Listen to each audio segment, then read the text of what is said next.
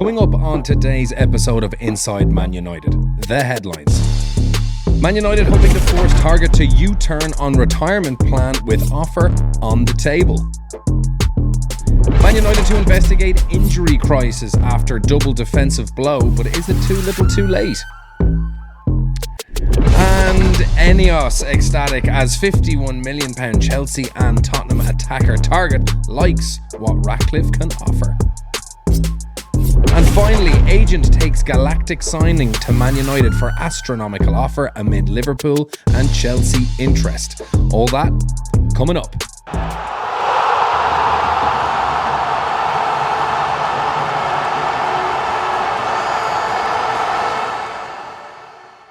And a very good morning to all of you. I hope you're all well. Happy Friday to you, end of the week. I have recorded this episode a little bit earlier than usual because I'm actually flying out on Friday morning to Rome for the Rome-Lazio derby with my brother. So we caught it last year and it was great. So we're going to catch it again this year.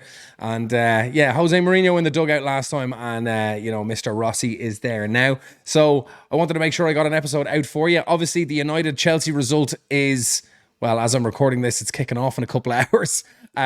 So I have no idea, as this episode is being recorded, what the result of that match is going to be, but fingers crossed that it is a good one. Hopefully it's been a good performance, because if it's a bad one, I can imagine every single channel's content is going to be about which players need to be burned at the stake and who's going to be replacing Ten Hag.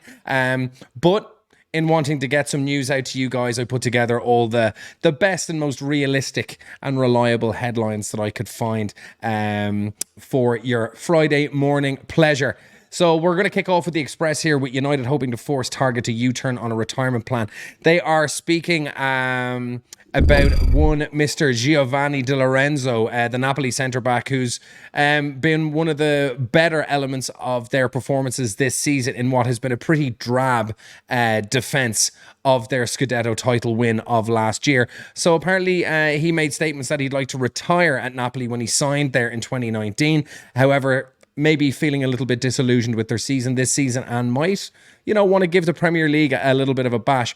And apparently United have tabled an offer for him. I can't, with the Euros on this summer, there's going to be a lot of players gone. It's going to be very difficult to negotiate. Obviously you can deal with the agents, but agents need to speak to players, and players want to be focused on their respective international tournaments that are going to be on this summer.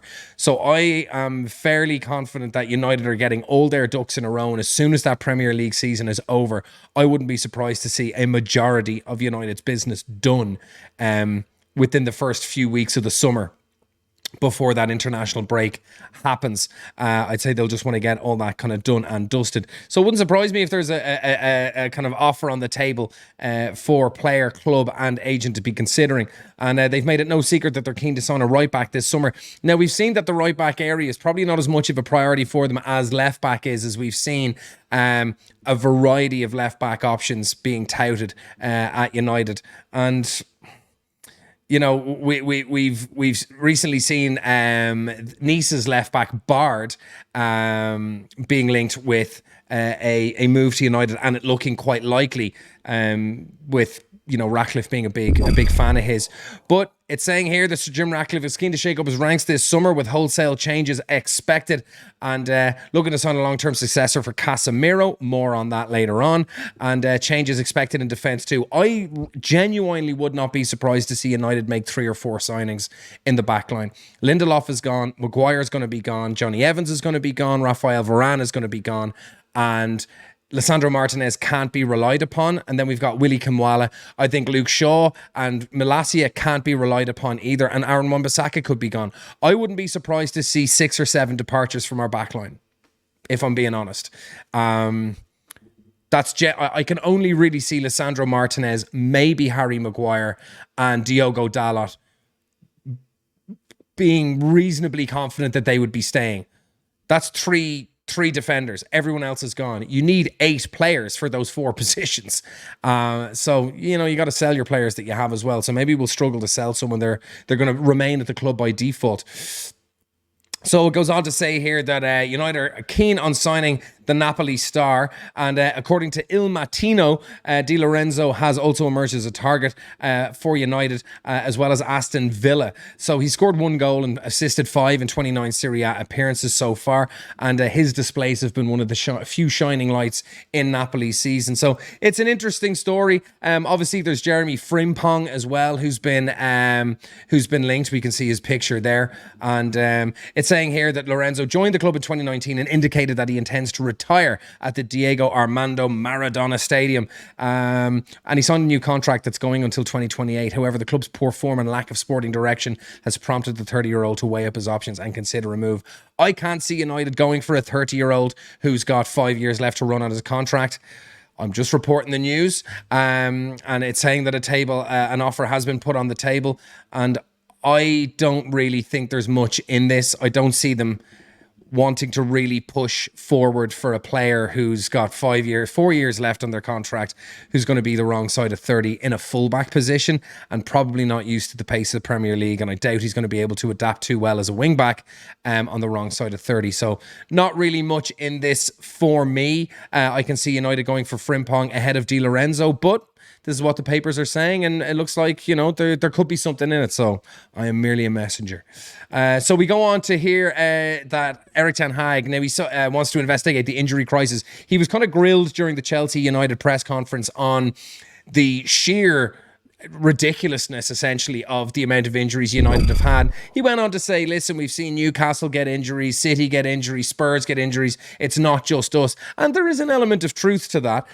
There is an outrageous fixture schedule and not a lot of break. There was obviously, a lot of football being played over the summer as well. And it's just, it's hard for these players, but the level of injury United have experienced is unprecedented and needs to be addressed. He did start making some comments about we need to get more robust players.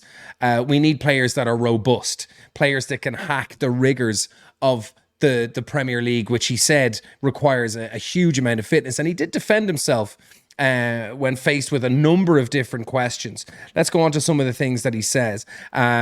He goes, we have an idea, that is what the problem is. We will work on that internally and deal with it. When he was pressed to give more details on what that it is, they were like, can you tell us? And he just curtly responded, no. And that was about it. So Johnny Evans and Varane could be past fit for the game at Chelsea. So fingers crossed they'll be able to make it in. Otherwise, I think we've got Willy Kamwala that can come in and do a job, and I'm quite looking forward to seeing what that kid can do.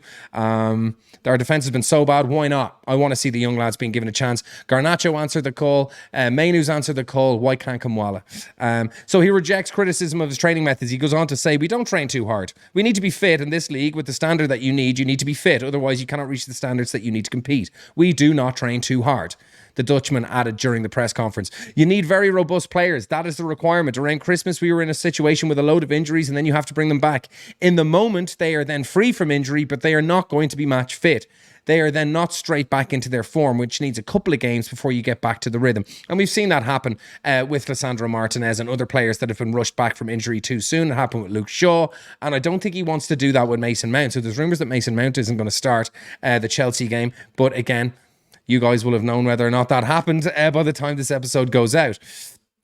So Ten Hag defending himself quite staunchly there in the face of some, to be honest, very fair questions from reporters, because, the fans are scratching their head as well, asking what the fuck is going on here. The players seem to be made of biscuits, but he defended himself well, said other teams are going through the same kind of thing, but it is a bit ridiculous what's been going on at United. Okay, and we move on to Team Talk with an article here by Kieran McCarthy with United ecstatic as 51 million Chelsea target. This is, of course, Danny Olmo, who is playing at RB Leipzig this season. Played 33 times for Spain and has never really played in La Liga, which is quite unusual. Most Spanish players are playing in La Liga or in the Premier League. And Danny Olmo seems to be on our radar. Not a player I'd be hugely excited about. He's doing okay things in a tier 2 league with Leipzig. He's got 8 goals, I think, or something this season. So he's played 33 times for the national team since 2019, although he's never played club football in Spain. And he was in Barca's academy as well. But he's played reasonably okay in Germany. But again, it's a tier 2 league. And this season he's got 5 goals and 10 assists, which is not bad. 15 goal involvements for the season isn't bad. And, there's still quite a bit of the season left to go, about 8 or 9 games. So he might be able to get into double figures on the goal side of things. But again, to me, that is not good enough form within Germany to warrant a £50 million move to the Premier League. I just don't think that is simply good enough. I really don't. And I'd much prefer to see Garnacho stay out on the right, or to persist with Amad Diallo. So I really hope we don't go for a transfer like this. I don't even want us to go for Michael Elise. I want to see Garnacho and Amad Diallo out on that right-hand side. We have got far bigger fish to fry in that team. Centre-back, left-back, and midfield is where we need to make adjustments, not the front line as much. We definitely need a striker, but on the right side and the left side, between Amad Diallo, Garnacho, Mason Mount, and Rashford, if he stays, I hope he's sold. We might need one more wing player, but we've got Omari Forson coming in there as well. There's other areas of the pitch that I would be prioritising. So he's consistently produced in front of goal since almost 7 goals and 4 assists in all competitions this season. So that 5 goals and 10 assists was in his best season in 2021. He's got 7 goals and 4 assists. I knew it was 7 or 8 goals this season. So he's got 7 goals and 4 assists in all competitions this season. Again, not overly excited by those kinds of numbers. If I'm being honest, that's pretty meager if all things are being honest here. But indeed, English clubs such as United, Chelsea and Tottenham are looking at the player. Again, I don't put much stock in this, but I think they've made an article out of this because he says he likes Manchester. This reporter Fayez for MUFC MPB. So he likes Manchester, he likes the city and English lifestyle. It will depend on Barca and other linked clubs, but I think he's more fit for the Premier League game style than La Liga. I don't know what he's basing that on. In European competition, Olmo's played away against both Manchester clubs, but he didn't have much of an impact in either of those games. The Bundesliga is a closer style of play to the Premier League than La Liga. I don't believe that. So the transition to England could be much easier than to Spain for Olmo if he is to move. I think that's a crock of shit, to be honest. I'd much prefer to be importing players that have played well in La Liga than players that have played well in Bundesliga by an absolute country mile. So I don't put much stock in that assessment. United will be ecstatic that they've got a leg up due to the attacker wanting to live in Manchester. I don't believe that. So for me, Danny Olmo might be. This could be a case of 2 and 2 equals 5, but again, this is just the news and people are getting excited about this, so we'll see what happens. Now, one thing I am excited about is Mr. Joao Neves. If anyone's been looking at my channel for a while, you'll know that I am a big fan of this kid and he's an absolute jewel in Benfica's crown. And the good news is that super agent Jorge Mendes is pushing Benfica midfielder Joao Neves in the direction of United this summer, according to reports. So I did report on yesterday's episode that INEOS and Ratcliffe, they are looking for the next Mbappe. He's been quoted as saying that they don't want to buy very expensive established players. They'd rather invest heavily on young potential and see if they can foster that, which is how United used to kind of purchase players.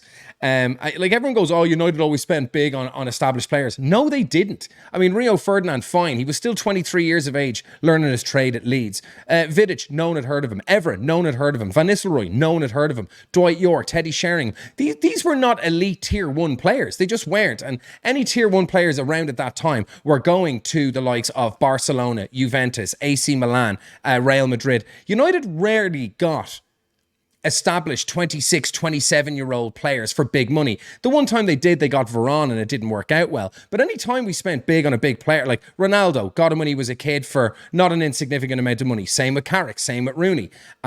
We never got those kind of mega stars, already won a Ballon d'Or or, has been in the kind of top 5 of the Ballon d'Or, and then United go and push for them. That was never the case under Ferguson. We did spend a lot of money on some players, but they were either very good up-and-comers or kind of, players coming to their fruition within the league. So this idea that we spent big on established stars, to me, is bullshit when it comes to how we used to do business under Ferguson. However, it goes on to say that Joao Neves is being pushed in United's direction, and they have been to go and scout Joao Neves multiple times. They went recently to see their 2-2 draw between Benfica and Sporting Lisbon, and he seemed to play quite well.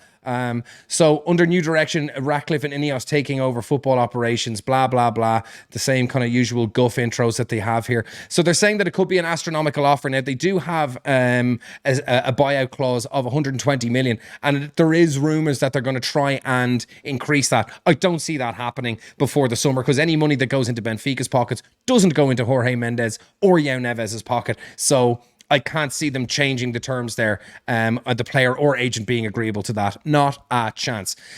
So like I was saying, this was based on Ratcliffe's comments. What I would rather do is find the next Mbappe. It's not that clever, is it, buying Mbappe? In a way, anyone could figure that one out. So they want to find the kind of the next emerging stars and grow and develop them, which makes sense because you want them to understand and learn your style, get the kind of the raw ingredients and turn it into a dish that is the identity of your club and your culture, which I completely understand. A deal for Benfica midfielder would be understandable with the Portugal international only 19 and showing signs of becoming a truly world-class player. So if you're wondering what his position is, he is a defensive midfielder, but he can play as an 8 as well. And we've seen with a lot of midfields, especially Chelsea's, when you've got the likes of Conor Gallagher, Moises Caicedo and Enzo Fernandez, they do kind of operate like 3/8s. You know, they can play back. They can play forward. Obviously, Caicedo is a lot more defensive than Conor Gallagher, for instance. But they all can rotate depending on the demands and questions being asked of you as a team and as players in match. So you need people that are flexible, and this kid certainly is. He traditionally a number 6, but can play as a number 8 as well. Kind of like Menu. You know, Menu's probably more of an 8, but he can play as a 6 too. Spanish publication Nacional insists that agent Jorge Mendes plans to take Neves to United in the summer transfer window, despite interest from Liverpool and Chelsea. There's talk that City are looking at him as well, but while Rodri is there, he's not going to get within an arse's roar of that first team. So Mendes is prepared to close a galactic signing for the Red Devils and has recommended that a number of clubs should for the Red Devils, and has recommended that a number of clubs should closely monitor the 19-year-old Pearl. I don't think he's going to have to recommend anyone monitor this kid. Only an astronomical offer of 100 million will see that happen. So yeah, we'll see. Yeah, so they're going on here to talk about Dan Ashworth, and United are willing to wait in order for Newcastle to get that signing, that fee down as well, which is, I think, going to happen because they can't employ another man for that position unless they release him. I don't think they're continuing to pay Dan Ashworth's salary, by the way, as we speak. So as United refuse to do this, every week it's costing them more money to pay for a guy that's not doing anything for the club. So we'll see how that goes over the next coming weeks and months. But Joao Neves, anyway, is the kind of, to me, the most exciting potential transfer of the summer for United. I think he is one of those transformative Rooney-esque type players where you remember the day he signed, you remember their debut, and this is someone that's going to be a very, very important part of the team for many years to come, and the type of player that you would build a team around. And if we had Kobbie Mainoo and Joao Neves, we would have a world-class midfield, anchoring at least a double pivot midfield for the foreseeable future. So that's a transfer I am very, very excited about. And we'll see if we can pull that off with the help of one Mr. Jorge Mendes. That is it for the major headlines today. As always, thank you very, very much for joining me. And unfortunately, I won't be able to do a match preview for the Liverpool game on Sunday because I will still be in Rome. No doubt I will be watching it in a bar somewhere with a slice of pizza and a nice frothy Peroni in front of me. So enjoy the weekend, folks. Enjoy the Liverpool game. I will see you probably on Tuesday. I don't get back until Monday, so I mightn't be able to get an episode out on Monday morning. But I will most certainly see you on Tuesday. Enjoy the weekend. Enjoy the football. And I'll see you again.